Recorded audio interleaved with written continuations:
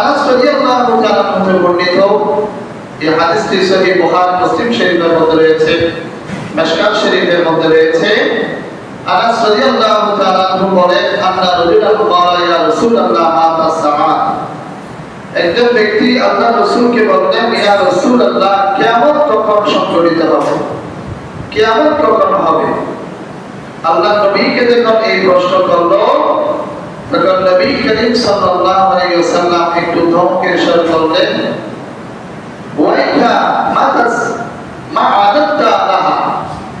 রাসূল বলেন, সাহাবী, তুমি আমাকে কিয়ামত কখন হবে সেটা প্রশ্ন করছো?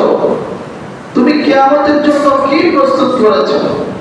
এখন যদি কিয়ামত হয়ে যায়, তুমি নাজাতের জন্য জাহান্নাম থেকে রক্ষা পাবে, জান্নাতে হওয়ার জন্য তুমি কি প্রস্তুত করেছো?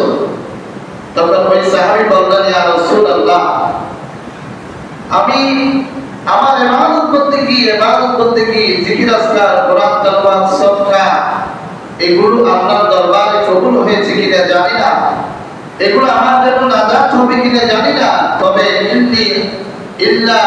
ইন্নী উহিব্বুল্লাহ ওয়া রাসূলুহু। ইয়া রাসূলুল্লাহ, আমার কাছে একটা নাজাতের একটা ওসিলা আমার কাছে রয়েছে, সেটা হচ্ছে দুনিয়ার জমিনের মধ্যে আমি আল্লাহর রাসূলকে সমস্ত কিছুর চেয়ে বেশি ভালোবাসি। সুবহানাল্লাহ। আমার কাছে নাজাত দেওয়ার জন্য এটাই আছে যে ইন্নী উহিব্বুল্লাহ ওয়া রাসূলুহু, আমি আল্লাহর রাসূলকে সবচেয়ে বেশি ভালোবাসি। আল্লাহর নবী মুসকে এসে বললেন, আনতা মা'a মান আহবাবতা। রাসূল বলেন, সাহাবী আমার, তুমি সঠিক উত্তর দিয়েছো। আনতা মা'a মান আহবাবতা, দুনিয়ার জমিনে তুমি যাদেরকে ভালোবাসো, মহব্বত করো, কিয়ামতের ময়দানে জান্নাতের মধ্যে তুমি তাদের সঙ্গে হয়ে যাবে। বরকত বলে সুবহানাল্লাহ। হযরত আনাস রাদিয়াল্লাহু তাআলা বলেন, আল্লাহর নবীর এই বাণী শুনে সাহাবায়ে কেরামগণ এমন খুশি হয়েছে, আমি আমার জীবনে কখনো সাহাবায়ে কেরামদেরকে এরকম খুশি হতে আমি আর কখনো দেখি নাই। বরকত বলে সুবহানাল্লাহ।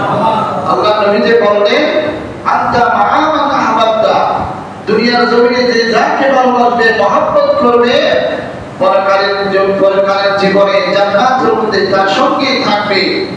এই বাণী সাহাবায়ে কেরামগণ শুনে বড়ই খুশি হলেন, কারণ সাহাবায়ে কেরামগণ দুনিয়ার জমিনের মধ্যে নিজের ছেলে, সন্তান, পরিবার, এমনকি নিজের জানের চেয়ে রাসূলকে বেশি ভালোবাসেন।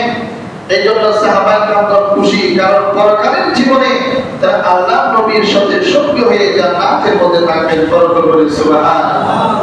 এই হচ্ছে সাহাবায়ে কেরামদের ঈমান। সাহাবায়ে কেরামরা